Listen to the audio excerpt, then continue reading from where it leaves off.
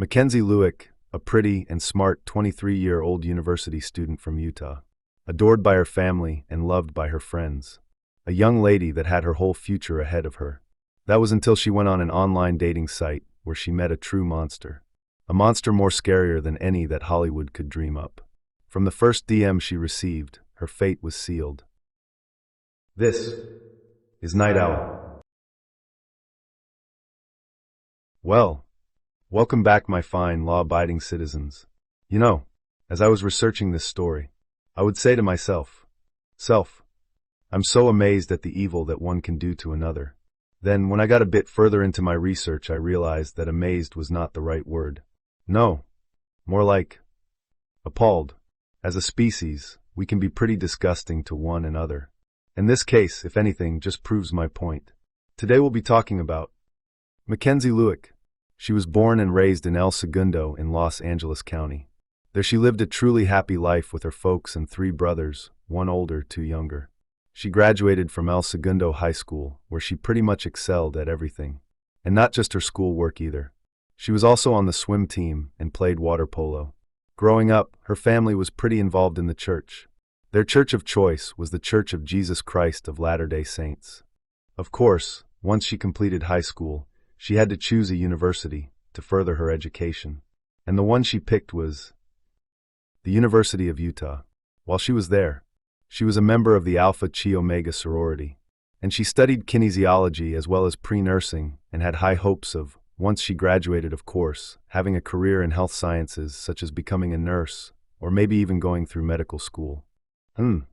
Dr. Mackenzie Lueck. Yeah, that definitely had a nice ring to it. Anyway, while in school, she got a job at a biological testing company in Salt Lake City. Eventually, she signed up on a dating site called Seeking Arrangement, now just called Just Seeking. This site is, admittingly, designed to introduce sugar babies with sugar daddies. On this site, in 2018, is where she first had contact with a dude named Iola Ajayi. Sorry if I butchered his name. And who was he? Well, most people referred to him as AJ, and he was born in Nigeria in 1988. He moved to the States so he could find work. He also had hopes of going to school, which he was able to do. He enrolled in the Utah State University, but in 2012 he got kicked out. I guess there was some sort of issue with his visa. And he was also accused of ripping off someone's iPad, which probably didn't help his case. But in 2015, he was allowed to return to school after he got the issue with his visa dealt with. He took classes on computer sciences while there, but dropped out. Aside from school, he worked in an information technology job and was even a member of the National Guard for a short time. Well, you know what? Being in the National Guard is real noble and all. But that small bit of good doesn't make up for all the bad AJ had done. And trust me when I say, the dude has done plenty of bad. Like what happened in 2014.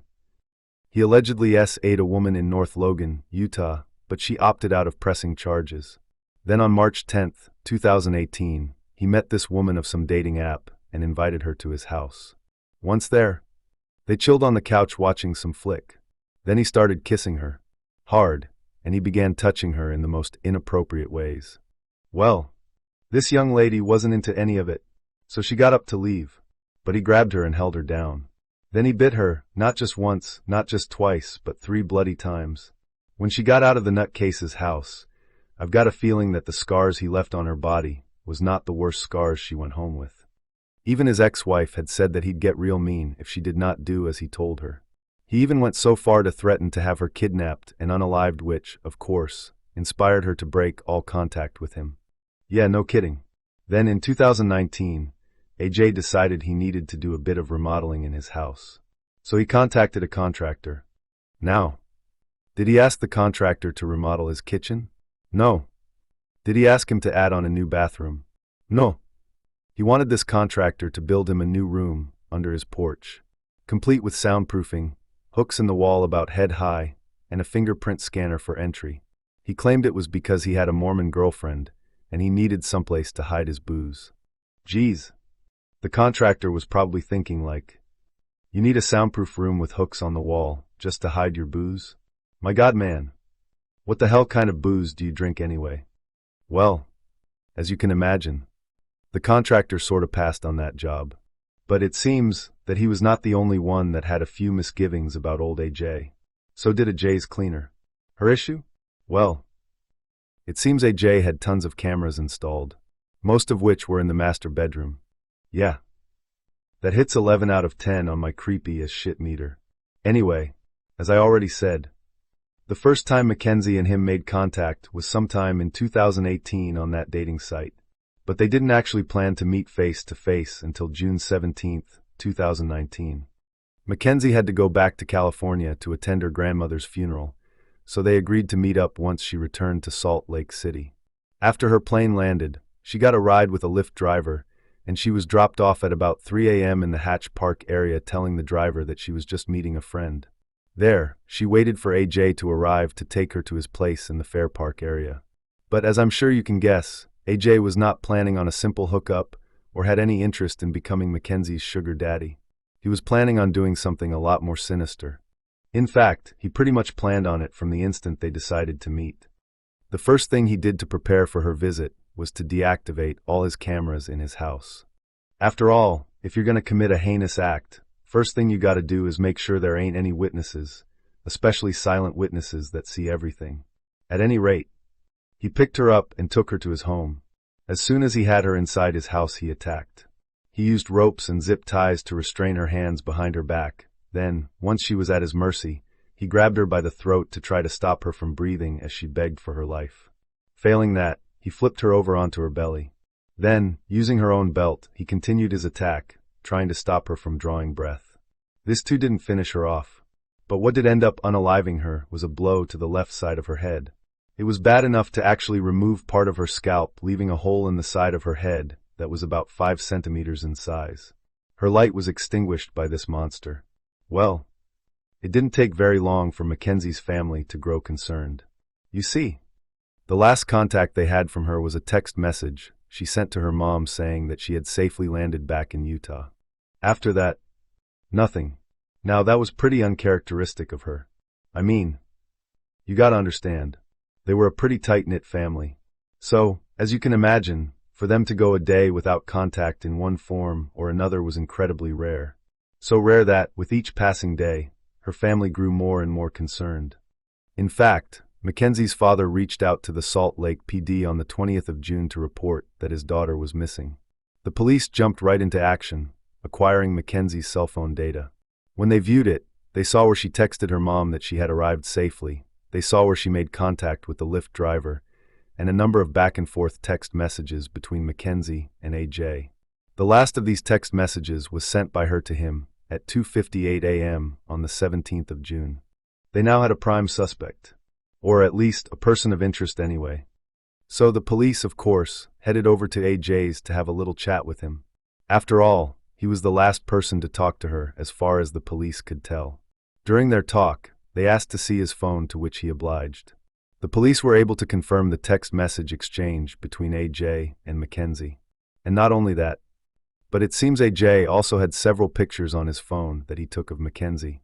And naturally, the police were able to determine that, at 2:59 a.m. on June 17th, both AJ's and Mackenzie's phone were in the exact same spot. The police also talked to some of AJ's neighbors, and oh boy, did they have stories to tell. And well, most of their stories were about bonfires. They said that AJ had bonfires going like almost non-stop on the 17th and 18th of June. And they added that whatever he was burning smelt real funky. So, with the info they just got from the neighbors along with stuff they found on AJ's phone, the police returned to AJ's place with a warrant in hand a few days later. And what did they find? Well, they found some of Mackenzie's stuff plus some human remains, especially in this recently dug up area in his backyard. What it contained was some charred and burnt items that belonged to Mackenzie, along with some charred muscle tissue and bone fragments that the crime lab had determined that it too belonged to Mackenzie. They also checked out his car, and it had a pretty gassy smell to it, and they also found a gas can. AJ had bought it on June 17th at around 9 a.m. But that wasn't the only place where they had found some of her belongings. They also found some burnt fabric and some other stuff all belonging to Mackenzie in a dumpster close to where AJ lived. But the one thing they still didn't have was, well, an actual body. But, nonetheless, they felt they still had enough to charge him. So, On the 28th of June, 2019, they arrested AJ and charged him with the kidnapping and unaliving of Mackenzie Lueck. Once arrested, he pretty much confessed to everything, even going as far as telling his lawyer where Mackenzie was buried. He said that she was originally buried in his backyard. But after the police's first visit, the little buttercup got nervous. So he dug her up and reburied her out at Logan Canyon. They of course sent out investigators to Logan Canyon, to the wooded area that AJ specified. There they found a shallow grave. They dug it up and unearthed a body that the medical examiner determined was Mackenzie Lueck. Up to this point, her family probably had hopes that they would see their baby girl again, that they would find her alive. But all those hopes and dreams were crushed on July 5, 2019, when the police announced that they have found her body. Oh God, I can't even imagine what that must have been like.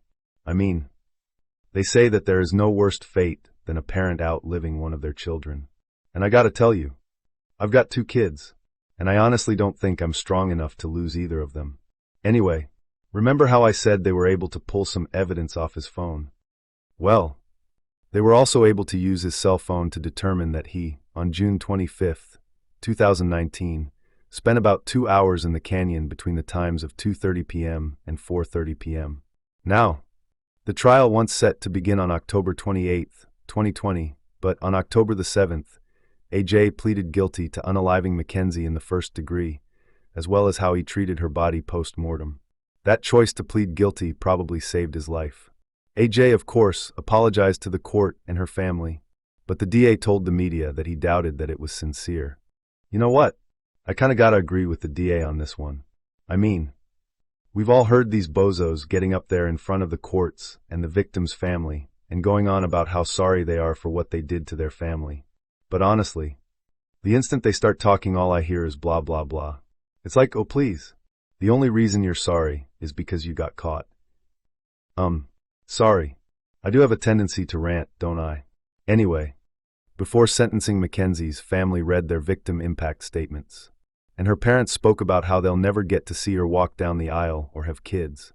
In fact, her father said, and I quote, "My daughter Mackenzie Lueck was a sweet, amazing young lady with the world ahead of her. She was a kind-hearted person that cared about others. Now, I will not have the opportunity to see her blossom in life." And her cousin said, and once again I quote, "This is a nightmare you can't wake up from.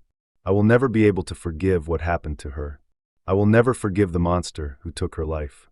Never in my life have I felt anger the way I have the last 16 months. Never have I been so fearful for my life, because I know how real evil is in this world."